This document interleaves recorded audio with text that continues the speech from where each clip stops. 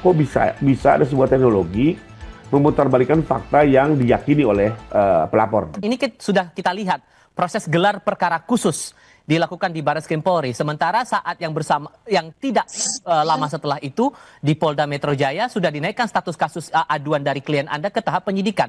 Apa Anda merasa bahwa dari GP khusus yang berlangsung di Barreskrim ini tidak akan mengubah atau ada kekhawatiran justru akan mengubah di sini?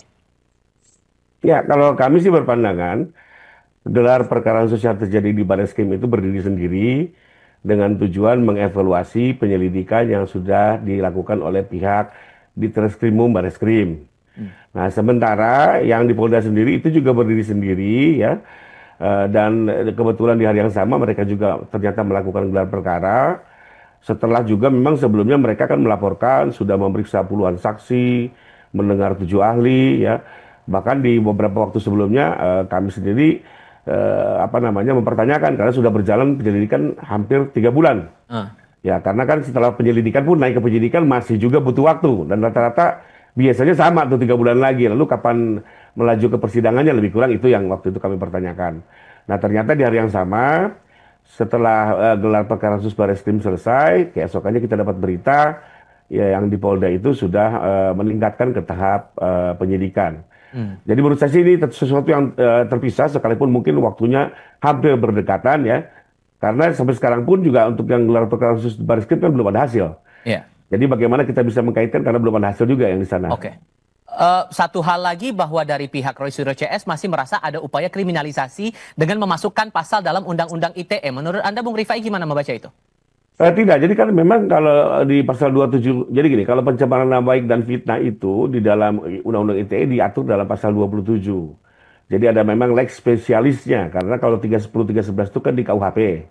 Sementara di Undang-Undang ITE itu di pasal 27. Lalu kenapa kami ada tambahkan pasal 32 dan 35? Sebenarnya kami hanya mempertanyakan sesuatu yang sederhana. Bagaimana ada sebuah tampilan ya, lalu menggunakan aplikasi IT tertentu, dan ijazah Pak Jokowi langsung dinyatakan palsu. Nah, kan kami hanya melihat apakah satu itu. Lalu kedua ada lagi satu penggunaan aplikasi tertentu yang seolah-olah ijazah Pak Jokowi itu sebenarnya dimiliki oleh Dulmatno. Ini kan sesuatu yang sangat berbeda dari keyakinan Pak Jokowi. Karena Pak Jokowi sendiri yang menjalani perkuliahan, beliau sendiri juga yang menyelesaikan perkuliahan hingga memperoleh ijazah itu dari UGM. Kok bisa-bisanya kemajuan teknologi hari ini gitu ya bisa membuat sesuatu yang diyakini benar menjadi betul-betul terbalik 180%. Nah, pertanyaan ini yang kami kami sajikan kepada pihak Polda agar diuji, dan kebetulan di pasal 32 dan 35 itu ada rumusan pasal seperti itu ya. Jadi siapapun yang melakukan rekayasa teknologi ya untuk mengubah sesuatu yang asli menjadi palsu, maka itu bisa diuji lebih kurang begitu. Nah, tapi apakah ini nanti bisa memenuhi unsur atau tidak, kami serahkan kepada penyidik.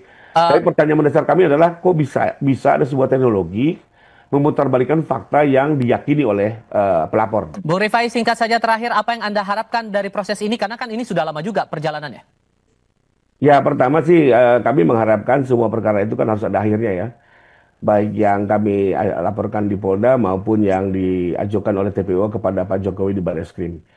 Ya, kami menghormati semua upaya hukum dan kita harapkan tetap harus ada hasilnya karena bagaimanapun juga masyarakat juga kan menanti ini seperti apa ujungnya. Tapi yang mau saya sedikit tambahkan mengenai gelar perkara khusus di Barreskrim ini sebenarnya sesuatu yang berbeda dengan Polda ya. Lalu yang disampaikan bahwa saya kan sama Pak Rismon sama-sama hadir. Kita ini hadir di sesi pertama.